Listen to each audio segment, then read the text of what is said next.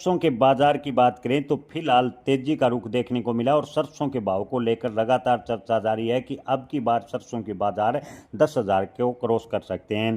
किसान भाइयों, फिलहाल अंतर्राष्ट्रीय स्तर पर खाद्य तेलों के दाम मजबूत होने की वजह से भारतीय बाजार में सरसों के भाव को सहारा मिला है। और सरसों के बाजार की बात करें तो ज़्यादातर मंडियों में सरसों के भाव 8,000 के स्तर के आसपास आ गए हैं। आवक सामान्य रहने से आने वाले दिनों में सरसों के बाजार को और भी सपोर्ट मिलेगा। इसके अलावा सरसों खली की डिमांड की बात करें तो चीन से सरसों खली की अच्छी खासी मांग देखने को मिली है, जो कि सरसों के बाजार को लगातार मजबूती प्रदान कर रहा है।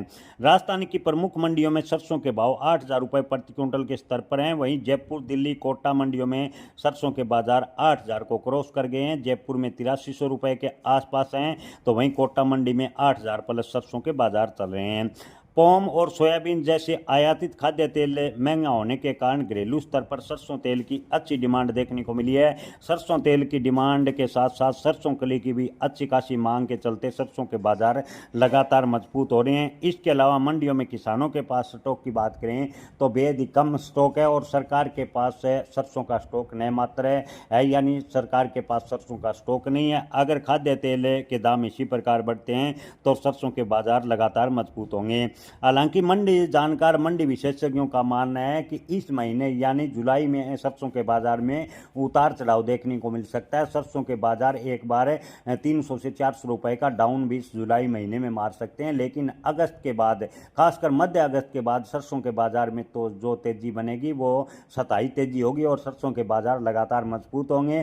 खासकर दीपावली के आसपास सरसों के बाजार की बात करें तो 10,000 रुपए के आसपास जाने की पूरी संभावनाएं ज्यादातर व्यापारी जता रहे हैं।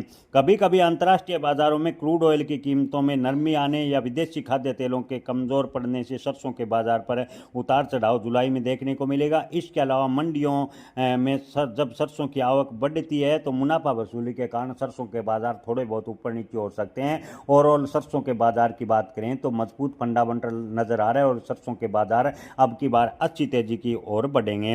विदेशों से अच्छी मांग के चलते सरसों के खली की बात करें तो अच्छी खासा निर्यात को बढ़ावा मिला है। सरसों खली की मांग अंतर्राष्ट्रीय बाजार में उठापटक पर भी कारोबार की पैनी नजर बनी हुई है। ओवरऑल स्थिति देखें तो सरसों के बाजार 2026 में 10,000 रुपए जाने की संभावनाएं ज्यादातर व्यापारी लगा रहे हैं। किसान भाइयों, अगर आपके पास सरसों का स्टॉक है तो आप कुछ दिनों के लिए होल्ड करें। वहीं अगर आपके पास मान लीजिए 500 क्विंटल सरसों का स्टॉक है तो आप उसमें से 10 या 20% बेच लें, या अगर आप 10-10, 20-20% के हिसाब से स्टॉक निकालेंगे तो सरसों की आवक मंडियों में सामान्य बनी रहेगी और सरसों के बाजार लगातार मजबूत होंगे।